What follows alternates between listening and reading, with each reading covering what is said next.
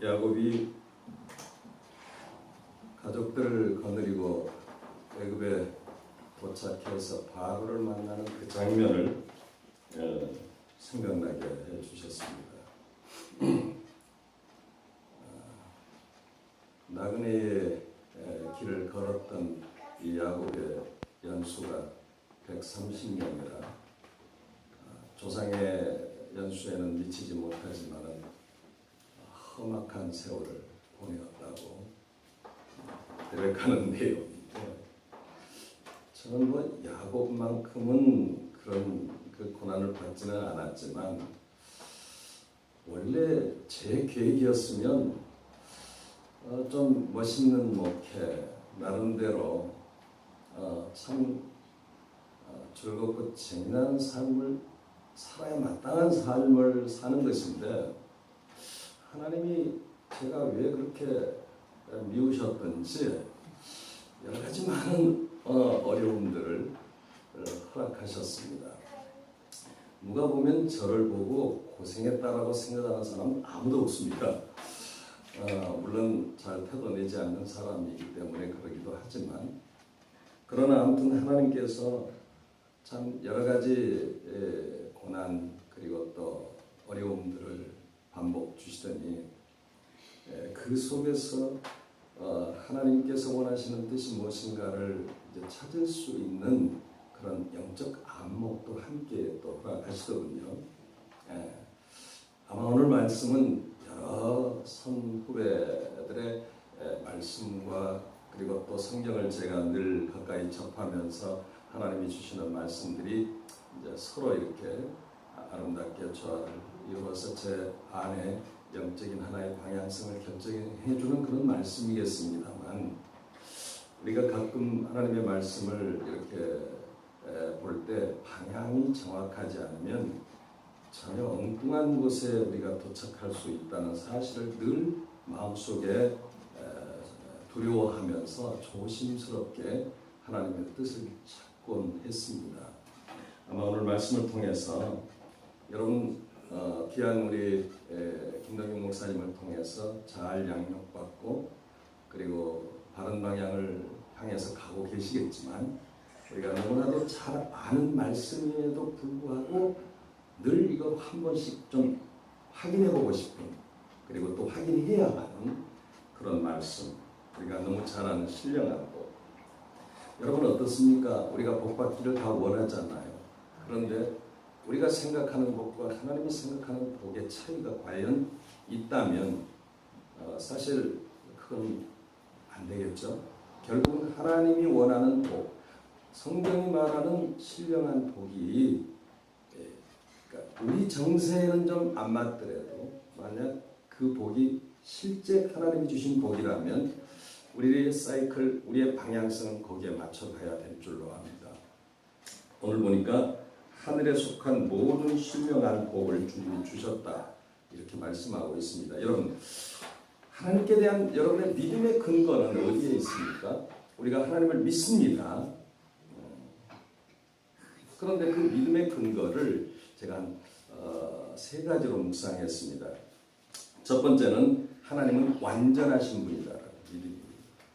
성경이 말 완전하십니다. 그러시죠? 하나님은 완전하십니다. 두 번째는 하나님은 전지전능하십니다. 그리고 세 번째는 하나님은 실수가 없으신 분이십니다. 이 세 가지가 우리 안에 확실히 믿어져야 그분은 완전하신 하나님이십니다. 그렇기 때문에 그런 완전하시고 전지전능하시고 실수가 없으신 그 하나님을 믿는 믿음을 근거로 해서 우리가 지금 신앙생활을 하고 있다면, 그러면 무엇이 문제가 되겠습니까? 그리고 무엇이 문제입니까? 실제 하나님이 문제가 있으시는 걸까요? 결국은 우리가 기도를 그렇게 했는데 왜 하나님께서 응답해 주시지 않았을까?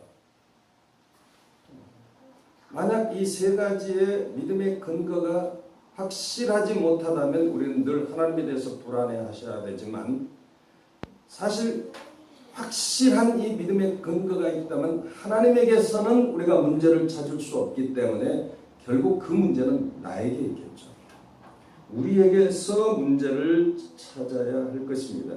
그러면 인간의 무엇이 문제이죠? 그러니까 우리에게서 문제를 찾아야 된다면 우리의 무엇이 문제인가를 먼저 말씀을 통해서 찾아야 되는 줄로 믿습니다. 네. 그런데 보통 이제 저를 놓고 이렇게 보면은 하나님께 대한 오해를 우리가 많이 하고 있더라고요. 지금처럼 이렇게 홍수처럼 쏟아지는 이 메시지를 우리가 듣지 않습니까? 그렇기 때문에 우리 안에 들리는 그 모든 그 메시지들이 정말 이 정확한 하나님의 뜻을 분별해주는 메시지면 참 감사할 일이지만 만약 너무너무 달콤한 말씀, 어쩌면 저렇게 내 가슴을 후벼 파고 내 마음에 쏙 드는 말씀이냐고 감격하고 눈물을 흘리며 회개한다 할지라도 그 말씀이 달콤함으로 끝나는 말씀이고 하나님께서 원하시는 하나님의 뜻과 방향성에서 벗어났다면 그것은 우리에게 결코 해독이 될 수는 없죠. 제가 이제 예를 들자면 영생의 문제가 그렇습니다. 예수 믿으면 구원을 받습니다. 그런데 영생이라는 게 그렇게 단순한 문제이겠는가? 오늘 신령한 복이라는 것이 영생과 주제를 일치하고 있는데 사실 영생이라는 것은 시작과 끝인데 우리 인생에 있어서 가장 중요한 시작과 끝인데 우리는 영생을 하나의 출발로 보고 그리고 나서 기타 등등 여러 가지 많은 것을 주님 앞에 요구하죠. 복의 문제가 또 그렇게 연결되지 않습니까? 오늘 본문의 복은 신령한 복밖에 없다는 걸 여러분 아십니까? 그런데 우리는 이제 이렇게 말하면 우리가 조금 의아할 수 있습니다. 세상의 복도 복인데 성경은 신령한 복 외에는 언급을 하지 않거든요. 이런 오해들이 우리에게 있습니다. 그리고 하나님의 나라와 우리와의 가치의 차이에서 오는 하나님에 대한 오해가 아주 심각하죠. 그렇지 않습니까? 그리고 또 세상을 어떻게 바라보라고 말씀하신 그 하나님과 내가 바라보는 세상의 시각이 또 다르죠.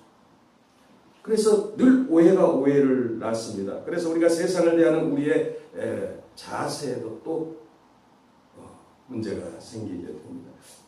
사실 오늘 이 3절을 한번 다시 보실까요? 오늘 우리가 성경을 조금 좀 찾아가겠습니다.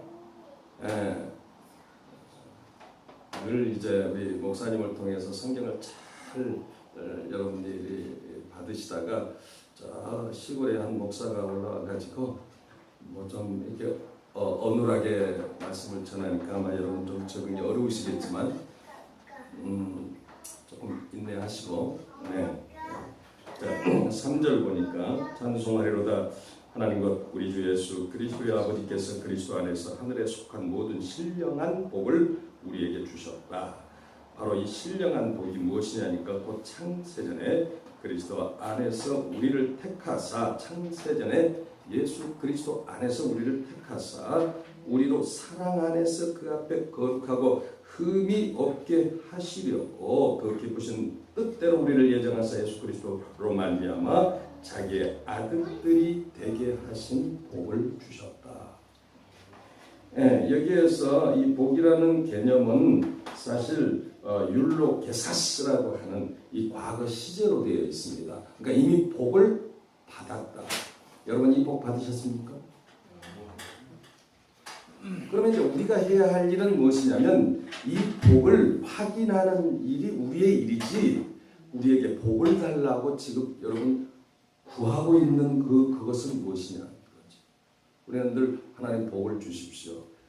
고상하게 말하면 복이지 우리가 생각하는 복과 하나님이 주시고자 원하시는 복의 차이가 반드시 있다면 그것은 우리가 하나님이 주시고자 원하시는 복으로 우리가 이것을 방향을 바꾸지 않으면 우리는 평생 잘못 살다가 하나님을 만날 수 있다는 사실입니다. 자, 그런데 하나님께서 여러 하나님의 사람들을 통해서 그 예를 적절하게 어떻게 내가 신령한 복을 너희에게 주는지 이제 한번 보아라 하고 많은 하나님의 사람들을 하나님께서 부르셔서 그 신령한 복을 주는 현장들을 우리로 하여금 목격하게 만드셨다는 사실입니다. 그 가장 예가 아브라함입니다. 우리 히브리서 11장을 좀 보실까요? 히브리서 11장. 혹시 이걸로 뭐 되어지지는 않죠? 바로바로 뜰 수는 없죠. 네, 됐습니다. 히브리서 11장 같이 보시죠.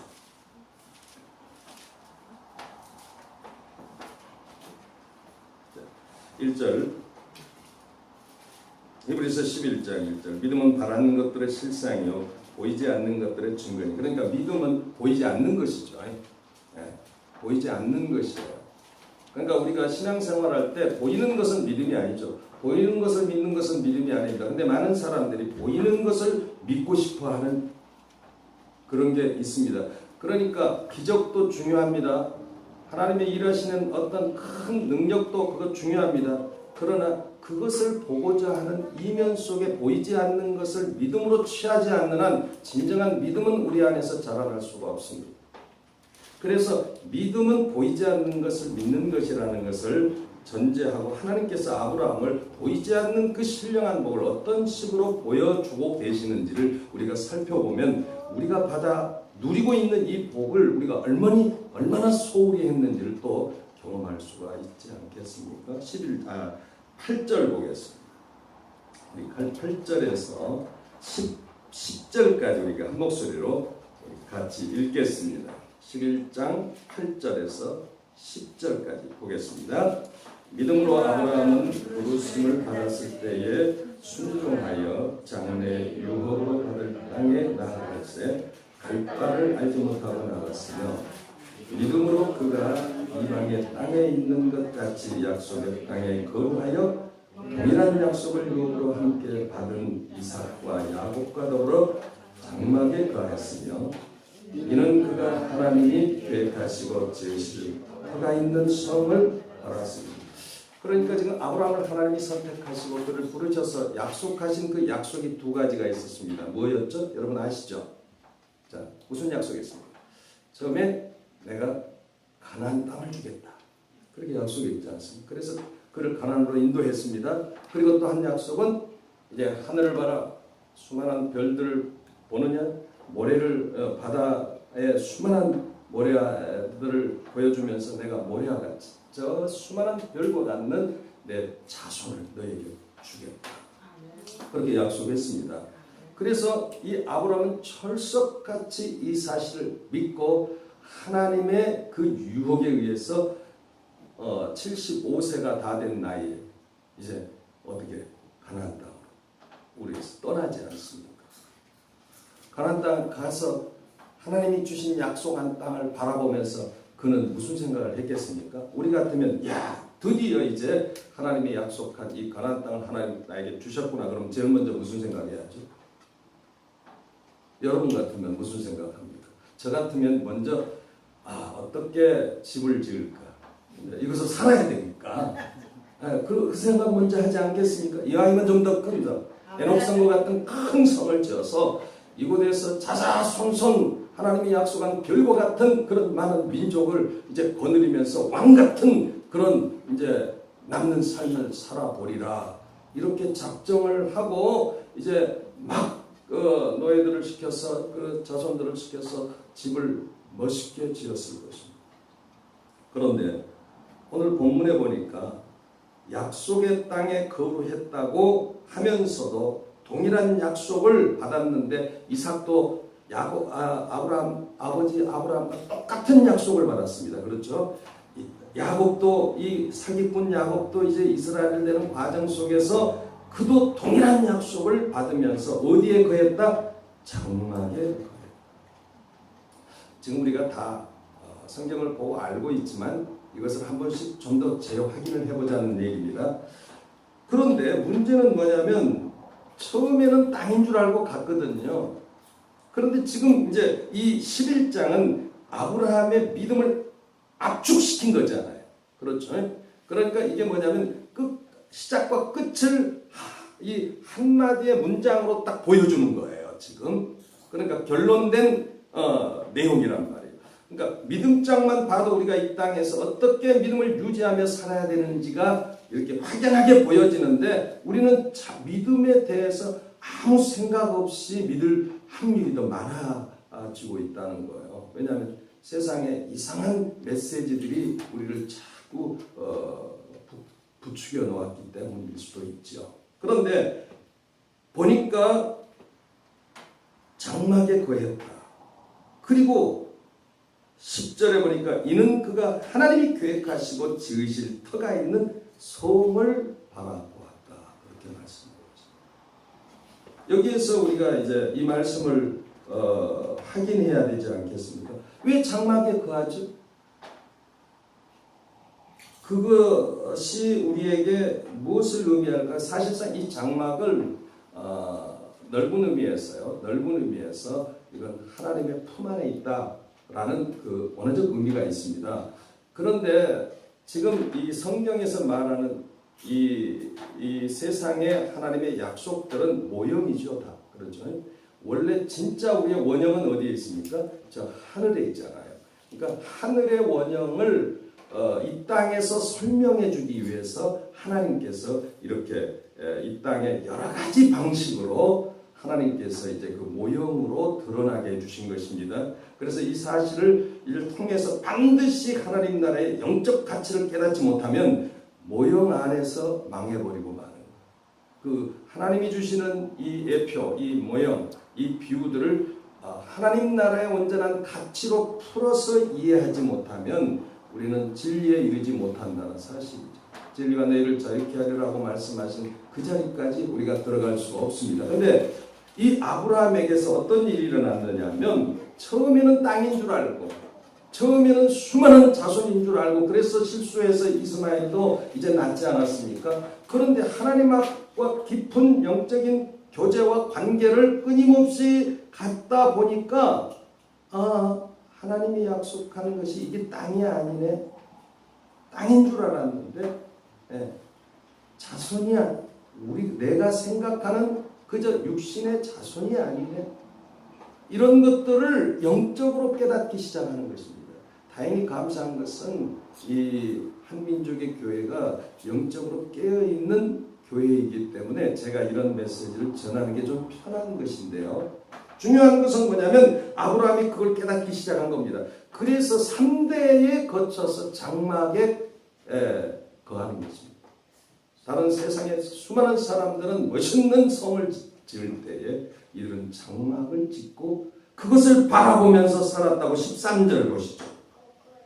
13절부터서 이제 제가 봉독해 드리겠습니다. 이 사람들은 다 믿음을 따라 죽었으며 그러니까 하나님이 주시는 그 약속의 믿음을 따라서 죽었다라고 말하는데 약속을 받지 못했어요.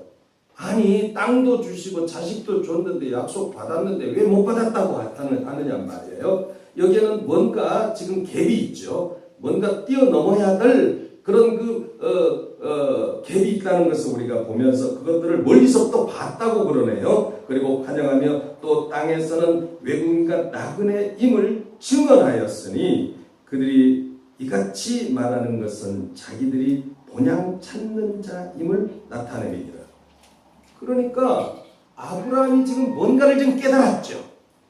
그 전에는 땅이요 자식인 줄 알았는데 자손인 줄 알았는데 하나님과의 관계 속에서 하나님 앞에 연단을 받고 또 얼마나 실수도 많이 합니까? 사실 그 인생 전체를 소개하지 않았기 때문이지만 굵직굵직한 실수들을 보면서 참 아브라함도 실수가 많은 평범한 우리와 같은 성정을 가진 사람이었구나 하는 것을 우리가 금방 눈치챌 수 있잖아요. 그런데 그가 그런 속에서 뭘 깨달았어요? 인간 본인이 지금 추구하고 생각했던 그 사람의 꿈과 그리고 그 비전과 그 하나님에 대한 약속이 그것이 아니라 하나님이 계획하신 어떤 것이 분명히 있는데 그것이 무엇인지를 하나님이 조금씩 그 믿음이 성장하는 과정 속에서 확인해주고 보여주시는 그림이 지금 드러나고 있다 이 말입니다.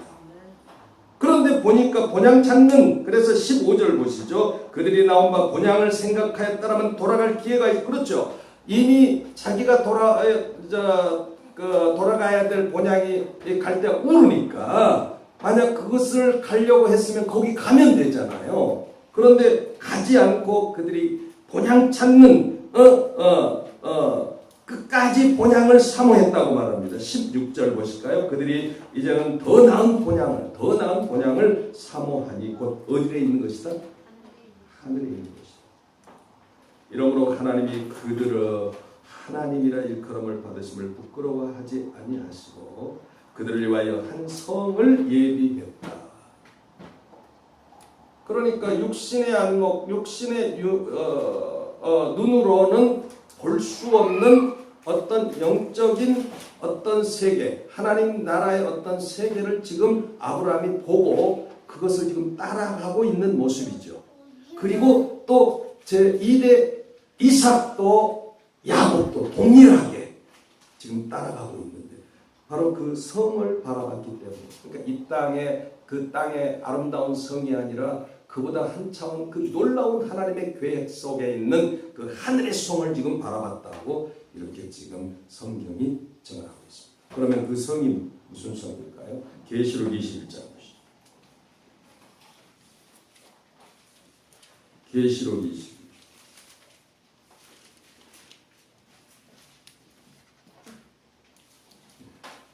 계시록 21장 2절 보겠습니다.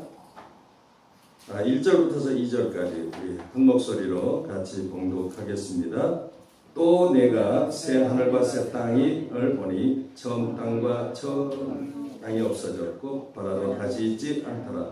또 내가 보매 거룩한 성 새 예루살렘이 하나님께로부터 하늘에서 내려오니 그 준비한 것이 신부가 남편을 위하여 단정한 것. 자, 여기서 보면은 이제 새 하늘과 새 땅이 보이는데, 그리고 이제 다시는 바다가, 그러니까 이 세상은 이제 사라지고 하늘에 있는 새로운 땅, 새 하늘이 이제 이렇게 보이고, 거기에서 거룩한 성 예루살렘이 하나님께로부터 내려오죠. 어떤 그 지정된 장소에서 오는 것이 아니라 하나님 안에서 나오는 거예요. 이렇게 내려오는데 보니까 어떻게 해요? 신부가 남편을 이유하여 단장한 것 같더라 그랬어요. 9절을 보시죠. 좀 더 확대돼서 볼 수 있는 9절 10절 같이 보겠습니다. 시작. 7 대접을 가지고 마지막 7 재앙을 담는 7 천사 중 하나가 나와 내게 말하여 이르되 이리 오라. 내가 신부 곧 어린 양의 아내를 내게 보이리라 하고 성령으로 나를 데리고 크고 높은 산으로 올라가 하나님께로부터 하늘에서 내려오는 거룩한 성 예루살렘을 보이니 그랬죠. 그러니까 이제는 이제 좀 확대했잖아요. 이 성이 뭔가 했더니 이 어린 양 예수의 신부라고 말하고 있죠. 그러면 어린 양 예수의 신부가 뭐예요? 거룩한 성 예루살렘으로 지금 얘기하고 있습니다. 그런데 그럼 거룩한 성 예루살렘이 얼마나 화려하죠? 18절 보시죠. 18절 제가 공독합니다. 그 성곽은 백옥으로 쌓여 있고 그 성은 정금이다. 맑은 유리 같더라.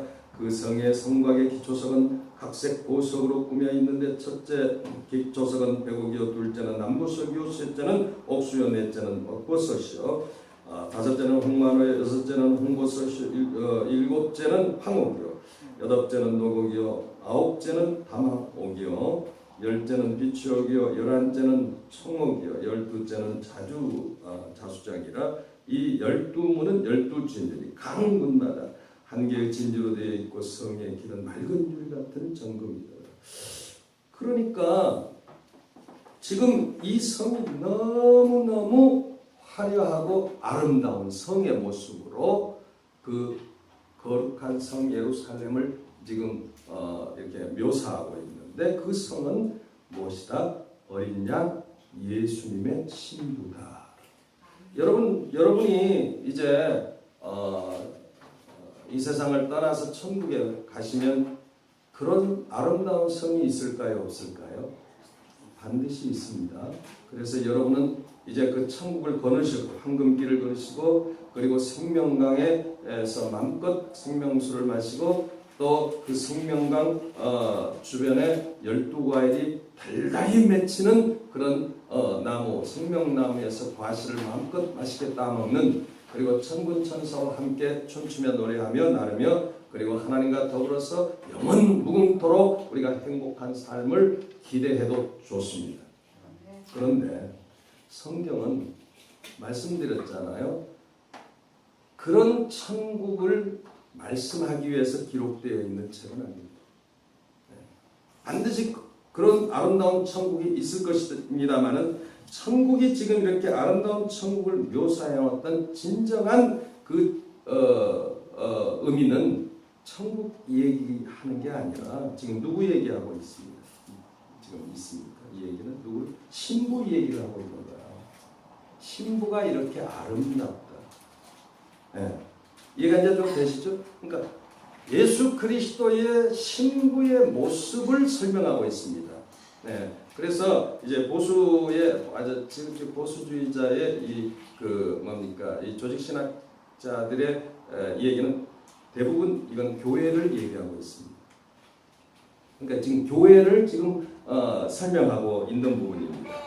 그래서 교회는 곧 무형교회의 이 성도를 가리키는 것이죠. 여러분을 지금 얘기하는 것입니다. 그럼 무슨 얘기를 하자고 하는 것일까요? 여러분 사실상 오늘 이 계시록의 이 아름다운 그 18절에서 21절의 이 말씀은 구약의 여러분에게 대제사장의 에봇과 동일한 얘기입니다. 거기에 여러 가지 보석들이 다 이 내용으로 꾸며져서 이 요한계시록이 바로 거기에 있는 말씀을 이제 여기에서 비유로 말씀을 하고 있는 것인데 무슨 얘기입니까? 곧 이 대제사장은 누구를 가리켜요? 바로 저와 여러분을 가리키고 교회를 가리키는 거 아니겠습니까? 출애굽기 28장에 보시면 그 부분을 볼 수가 있습니다. 결국 무슨 얘기냐면 하나님의 온통 관심은 아브라함이 깨닫지 못했을 때는 땅과 자손이었지만은 그가 영적으로 성장하는 과정 속에서 하나님을 경험하는 과정 속에서 끊임없이 하나님이 저 하늘의 성을 보여주고 영적인 안목을 이제 띄워주시다가 하나님께서 그 아름다운 성을 보여주시고 그렇게 사모하고 그 약속은 받지 못했지만 끝까지 그 성을 기리면서 그들이 그 떠났을 때 하나님의 무한한 관심이 어디에 초점이 있으냐 바로 아브라함 너에게 있다 이 말이에요. 그래서 에베소서 오늘 3절에서 1장 3절 6절의 이 말씀이 거룩하고 흠없는 하나님의 백성 만드시고자 하나님의 아들을 만드시고자 하시는 하나님의 온통 모든 계획이 여기에 있다. 이 부분을 놓쳐버리면 우리의 신앙생활 열심히 하고 나서 나중에 허탕을 치는 것입니다. 하나님께서 여러분에게 이 땅에서 어떤 상황으로 이끌어 가실는지는 모르지만 하나님이 여러 가지 복들을 여러분에게 주실 것을 약속하실지라도 그 복 안에 진정한 본질은 여러분을 거룩하고 흠없는 하나님의 자식으로 만드는 것입니다. 예수 그리스도 안에서 이미 창세전에 그게 신령한 복이라고 말씀하고 있습니다. 그래서 우리가 이 계시록에서 예수 그리스도의 신부된 거룩하고 흠없는 예루살렘 성. 그래서 신랑 되신 예수께서 어떻게 부르죠? 다시 오실 때 밝은 등불 들고 나갈 준비됐느냐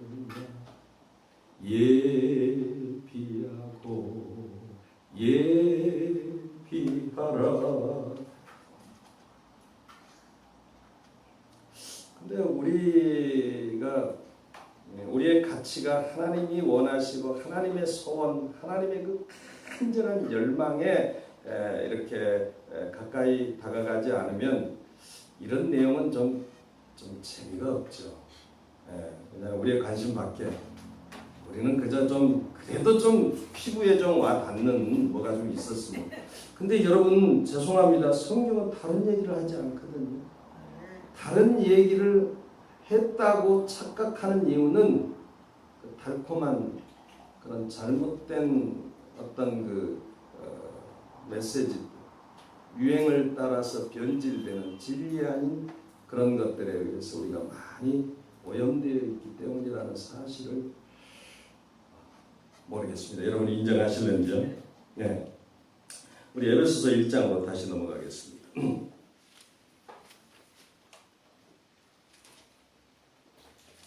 네, 에베소서 1장으로.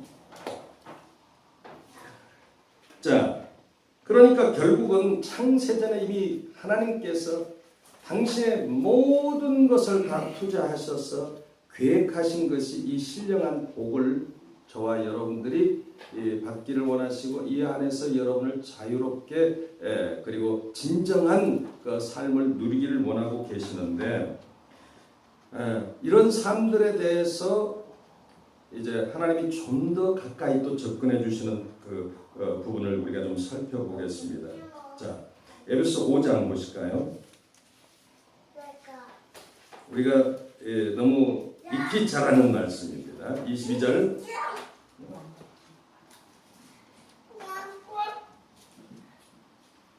자, 22절 에베소서 5장 22절. 여러분들이 성경을 진짜 익숙해야 됩니다. 제가 요즘 일주일에 성경 신약을 한 번 내지 두 번씩 계속 이렇게 보면서 제가 이제 이런 사실을 깨닫고 나서 성경에 대해서 성경밖에 없구나. 그러니까 목사님이 가르쳐 주시는 그 말씀을 기초해서 성경을 끊임없이 봐야 합니다. 일주일 내내 성경을 보시고 그 바탕 위에서 목사님의 메시지를 들어야 돼요.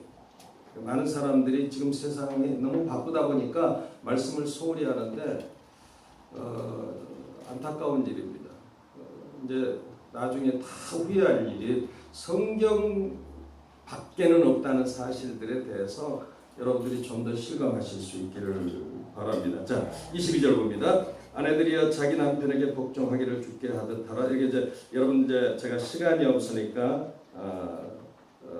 그냥 바로 설명해 드리겠습니다. 이는 남편이 아내의 머리됨이 그리스도께서 교회의 머리됨과 같음이니 그가 바로 몸의 구주시니라. 아내들이 뭐라고 그랬죠? 이게 아내들이 몇 분 계시는데 복종하랍니다. 복종, 순종하고는 조금 다른 거 아십니까? 순종은 좀 인격적인 의미가 있지만 이 복종은 명령형이 되는 쪽이죠. 그래서 이유야 어쨌든 무조건 복종하라. 이제 보통 여기까지만 하면 참 좋을 것 같은데 이제 그 다음이 이제 또 문제죠. 뭐라고 말 25절 보면 남편들아 아내 사랑하기를 그리스도께서 교회를 사랑하시고 그 교회를 위하여 자신을 주신 같이. 그러니까 아내가 다른 생각을 하면 안 됩니다. 남편에게 복종하라 그러면 성경이 복종하라고 했으니까 그냥 복종하는 겁니다. 솔직하게 말씀드리면 저도 이런 말 할 자격이 없습니다. 그러나 진리가 진리이기 때문에 진리대로 전하는 것입니다. 무조건 복종하는 것입니다. 다른 외의 말씀이 없습니다. 그런데 보면 더 하나님께서요 얼마나 여성에 대해서 아주 구체적으로 설명해 놨는지 모릅니다. 근데 여성들이 잘 안 보거든요. 그 부분은 좀 피해가 여성 상위 시대니 뭐니 할 얘기가 너무 많아가지고 자꾸 3,000% 빠지면 안 되니까 제가 좀 절제하겠습니다만 얼마나 지금 아주 위험한 세대에서 우리의 가치가 혼란스러운지 모릅니다. 그러나 성경은 명확하게 제시하고 있습니다. 순종하라, 복종하라. 거기에 무슨 이유가 없습니다. 그런데 24절 보니까 교회가 그리스도에게 하듯 이게 이제 중요한 것이죠. 앞에는 실제 우리의 삶에서 순종을 복종을 요구하시지만은 그 이유가 24절에 본질을 얘기하고 있어요. 아내들도 범사에 자기 남편에게 복종할지어다. 이유를 설명했어요. 왜냐하면 교회가 그리스도에게 하듯 해야 된다 이 말이죠. 그 다음에 이제 남편들을 아내를 사랑할 때에 그리스도께서 교회를 사랑하시고 그 교회를 위하여 자신을 주신 같이 하라.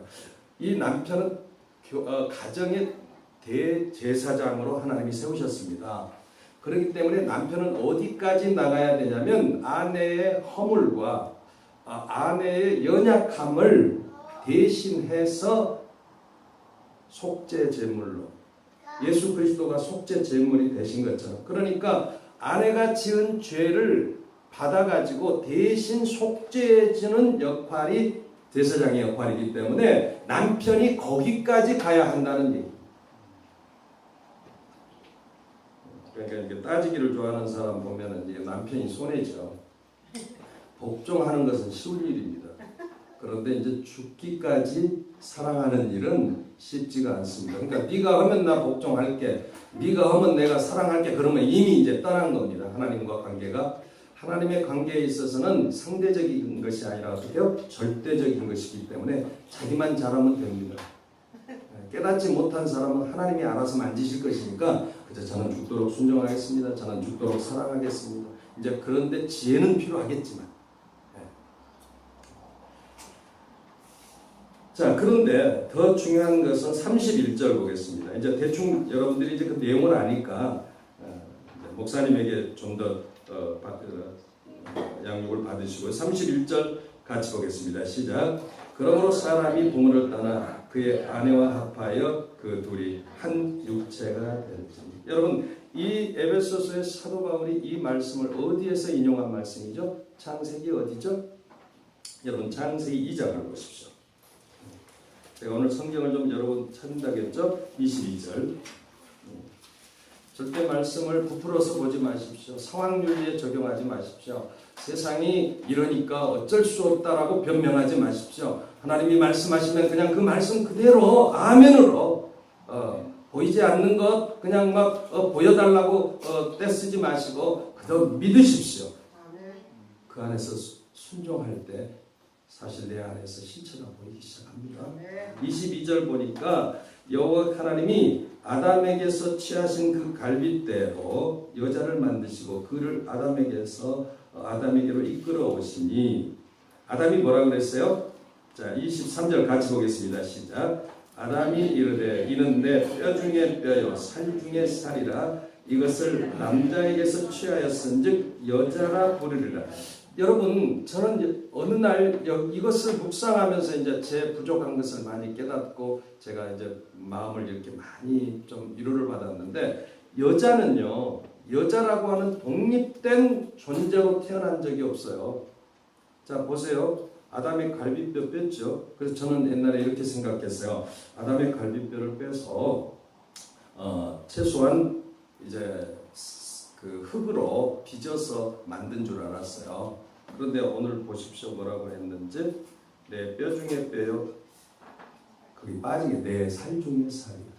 그러니까 아담 것 가지고 채운 거예요. 그러니까 남녀 구분이라는 것이 성경은 없어요. 네, 없어요. 그러니까 남자 안에서 여자가 나왔기 때문에 너는 내 것이라 이렇게 말했다고 해서 어떤 그 불종관계가 아니란 말이에요. 하나란 말이에요. 그러니까 결혼이라는 것은 이런 신비한 것이 함께 이렇게 묻어나는 거예요. 그러니까 남녀가 서로 나뉘는 것은 이것은 세상에서는 그것을 인정하고 뭐 인권이다 난리법석을 떨지만 성경은 절대 타협하지 않고 있어요.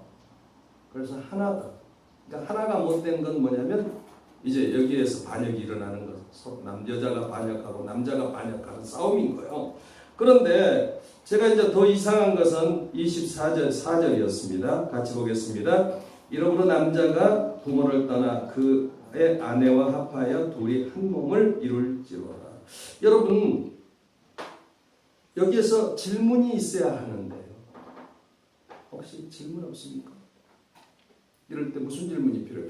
여러분, 아담과 하와에게 부모가 있었을까요? 없었을까요? 네, 없었잖아요. 없었는데 왜 부모를 떠나서 아내와 합하여 둘이 한 몸을 이룰지라 그랬을까요? 이 말은 아담과 하와 얘기가 아니라 이 말입니다. 그러니까 하나님께서 태초에 하나님이 천지를 창조하시나 이 속에 여러분 예수 그리스도가 보입니까? 이게 보여야 된다는 거예요. 창세기 1절부터서 예수님 얘기하고 있는 거예요. 뭐 이건 목사님 통해서 배우십시오. 중요한 건 뭐냐면 지금 이건 부부 얘기가 아니에요. 예수님 얘기예요. 예수님이 누구를 떠나서요? 사실 아담이 예수님의 모형이잖아요. 그렇죠? 그런데 하와는 어떻게 됐어요? 하와는 아담 속에서 나왔잖아요. 그러니까 분리할 수 없는 예수님이란 말이에요. 그런데 거기에 또 자식은 누가 낳았어요? 엄마가 낳았잖아요. 엄마 안에서 나왔잖아요. 뭘 분리할 수 있을 게 있어요? 다 하나에서 나왔잖아요. 네, 하나에서 나온 거예요. 그러니까 그게 뭐냐면 하나님 안에서 나왔다 이 말이에요. 우리가 하나님 속에서 나왔다. 그래서 여러분 하나님 속에서 하나님으로부터 그러니까 예루살렘 성이 어디로부터 나왔어요? 하나님으로부터 나왔잖아요. 그러니까 우리가 하나님과의 관계가 그렇게 그냥 우리가 생각하는 어떤 그런 관계가 아니에요. 이것은 어떻게 둘로 분리할 수 있는 관계가 아니에요. 아담과 하나님은 하나예요. 하나님 속에서 나왔어요. 그분이 예수 그리스도고 그분이 성령님이라 이 말이에요. 그런데 하나인데 찢어지는 거잖아요. 아이가 엄마에게서 찢어져 나오는 거잖아요. 그런데 이걸 분리라고 생각하는데 그 이유가 있단 말이에요. 왜? 무슨 이유를 하나님께서 말씀하시고 싶어서 이 땅에 그런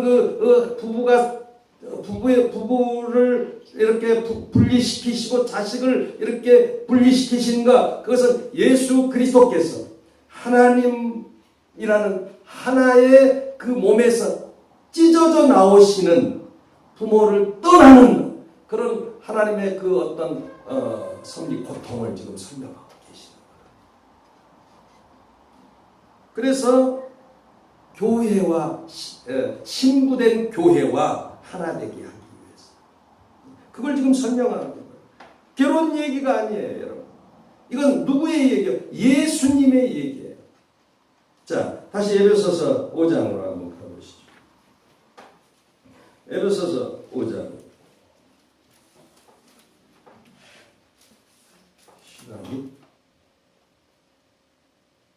시간이 맞습니까?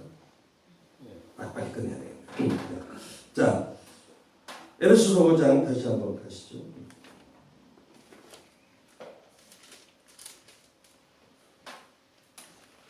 제가 처음 쓰는 데는 좀 떨려요. 몇 번 쓰면 좀 나은데 처음 쓰는 데는 자꾸 떨리더라고요. 자, 거기도 마찬가지입니다. 31절 보겠습니다. 5장 31절 같이 보시죠. 32절까지 시작. 우리는 그 몸의 지체임이라. 그러므로 사람이 부모를 떠나 그의 아내와 합하여 그 둘이 한 육체가 될지니 이 비밀이 그러다. 나는 그리스도와 교회에 대하여 말한다. 지금 가정 얘기하는 거 아니죠. 그러니까 에베소서 지금 5장 얘기는 가정 얘기라고 해서 가정의 달에 이 얘기를 주로 많이 하는데 지금 사실상 은밀한 의미에서는 그게 잘못됐다는 것이 아니라 본질로 들어가면 그 가정 얘기가 아니라 그리스도와 교회에 대한 얘기를 지금 하고 있는 거예요. 그러면 사실상 여러분 하늘나라에는 가정이 있을까요? 없을까요? 없습니다. 없는데 왜 이 가정 얘기를 굳이 이 땅에 다른 것은 다 모형으로 돼. 성전은 예수 그리스도를 가리키는 거. 이 땅에 그런 성전에서의 삶은 하나님 나라의 어떤 가치를 제공하는 것인데 그러면 가정은 뭘 지금 하나님께서 보여주시기 위해서 하늘에도 없는 부부를 허락하셨을까요? 그것은 아까 말씀드린 대로 예수 그리스도와 신부 얘기를 하고 싶은 교회 얘기를 하고 싶으신 거다. 그렇기 때문에 여러분 가정이 참 중요합니다. 부부가 너무너무 중요합니다. 그럼에도 불구하고 하나님의 관심은 부부와 가정에 있는 게 아니란 말이에요. 어디에 있다? 예수 그리스도와 교회에 있는 거예요. 모든 관심이. 이 부분의 본질을 못 찾아가면 우리는 열심히 그래 부부생활 잘하고 가정 아름답게 꾸미는 것으로 끝나버릴 수 있어요. 그래서 여러분 1970년도 미국에서부터 유럽에서 시작된 이 가정 세미나 얼마나 가정을 중시해서 이제 교회보다 가정이 우선이다. 그래가지고 파라처치들이 그래서 생기기 시작하면서 엄청난 이 가정의 아주 세미나들이 그것이 10년 후에 이동원 목사님과 양승 교수님을 통해서 우리 한국에 왔잖아요. 제가 거기에 또 교육을 다 받았잖아요. 지도자반까지 받고 책이 막 100몇 권 가정의 관계를 하나도 제가 정말 부끄러운 모습으로 밖에는 고백할 수가 없는 상황이지만, 그런데 어떻게 됐습니까? 사실상 미국에서 가정 중심 우선순위로 말미암아서 뭐가 무너진 줄 아십니까? 교회가 다 무너졌습니다. 교회가 무너지니까 어떻게 됩니까? 이제 가정이 또 동시에 같이 무너져버려요. 이것이 지금, 그런데 그것이 한국에 넘어와서 10년 동안 붐을 일으키면서 가정 하면서 그 난리를 쳤는데, 거기에 모든 우리의 해답이 있는 줄 알았는데 지금 어떻게 됐죠? 교회가 계속 무너지면서 가정이 무너지는데 하나라도 나은 부분, 교회가 더 가정 문제가 심각합니다. 목회자의 가정들이 더 심각합니다. 왜냐하면 본질을 놓쳐버리기 때문에 방향성을 정확하게, 제가 지금 가정이 중요하지 않고 부부가 중요하지 않다는 얘기를 하는 거 아닌 거 아시죠? 본질을 못 찾아가니까 그렇기 때문에 우리의 가슴 속에 하나님이 원래 계획하셨던 그 영적 그 안목, 다시 말해서 가정을 통해서 하나님이 목표하시고 이루시고자 원하시는 그 하나님의 뜻, 부부를 통해서 하나님이 결국 우리에게 보여주시고 싶은 그 그림, 이 가정을 통해서 하나님의 나라의 온전한 가치를 들춰내고 싶어진 그 하나님의 그 열정을 보시지 못하면 우리는 다 놓칩니다. 그래서 결국 무엇을 원해야 돼요?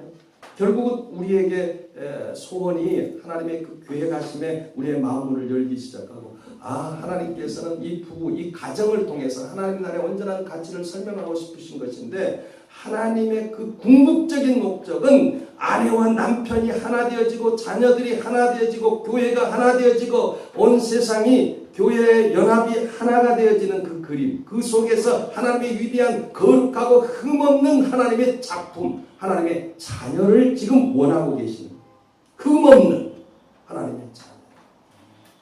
그것이 뭐냐? 영생이라는 거예요. 그게 영생. 그러니까 하나님이 다른 복을 많이 주시는 것이 아니라 이 신령한 복, 바로 이 영생의 복, 이 바라크, 하나님의 생명력, 이것을 하나님이 주시기로 약속하셨다.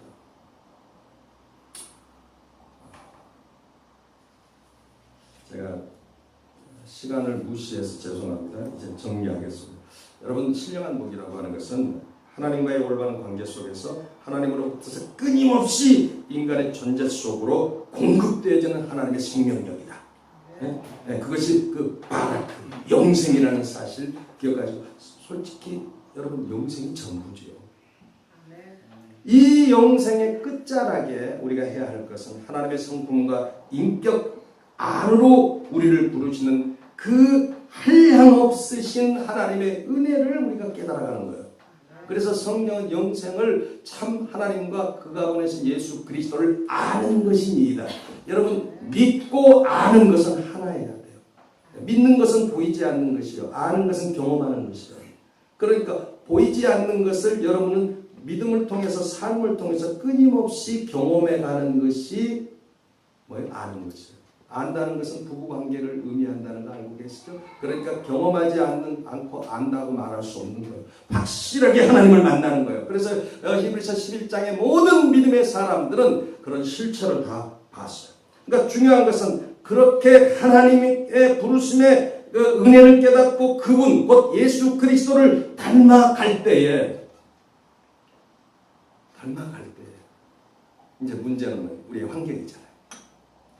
우리의 모든 환경, 그리고 그 참 힘든 관계, 원수 같은 남편, 원수 같은 아내, 관계, 그리고 어떤 또 문제, 이런 모든 것들이 우리에게 왜 허용하시느냐? 하나님 부족해서가 아니라 그것이 바로 우리를 거룩하고 흠없는 온전한 하나님의 작품으로 만들기 위한 재료에 불과합니다. 그래서 여러분 한 사람 한 사람을 위해서 목사의 엑스트라를 보내주시고, 남편이라는 엑스트라를 보내주시고, 성도라는 엑스트라, 원수 같은 시부모의 엑스트라 여러 가지 많은 엑스트라를 보내주신 거예요. 그런데 우리는 그것을 보고 하나님이 나를 지금 빚으시려고 하시는 하나님의 놀라운 계획이구나를 우리가 확인하지 못하고 경험하지 못하면서 나의 인생은 왜 이렇게 힘든가? 왜 이렇게 고통스러운가? 나는 왜 이렇게 문제마다 그렇게 안 풀리는가? 이렇게 생각하고 있다면 지금 뭐가 고장난 거예요? 네, 성경의 말씀과 하나님의 그 온전한 계획에서의 그 나를 향하신 계획으로 보내주신 그 센서가 내 센서가 고장난 거예요. 잘못 사는 거예요. 평생 그렇게 잘못 살다가 마치는 사람들이 많다고요.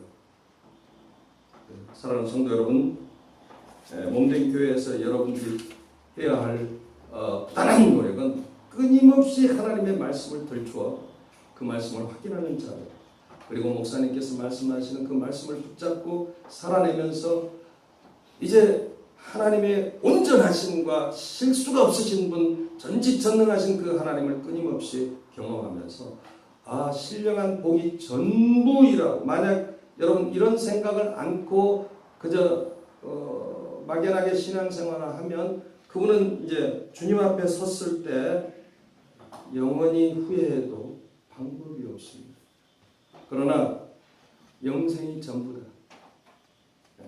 이것을 계속 믿고 알아가면서 하나님을 즐거워하고 기뻐하는 것, 그래서 그분을 찬양하는 것이 우리의 인생의 본분이다. 이 사실을 확인하고 끊임없이 그 부분을 들추어내고자 하는 여러분의 그 온전한 믿음의 발로가, 그리고 그 갈망이 하나님께서 반드시 여러분에게 그보다 더 큰, 여러분의 기대보다 더 큰 어떤 것들을 보상하리라고 확신합니다. 기도하겠습니다. 하나님 우리 아버지, 영생의 말씀이 여기 있사오니 우리가 뉘게로 가오리이까 하나님의 말씀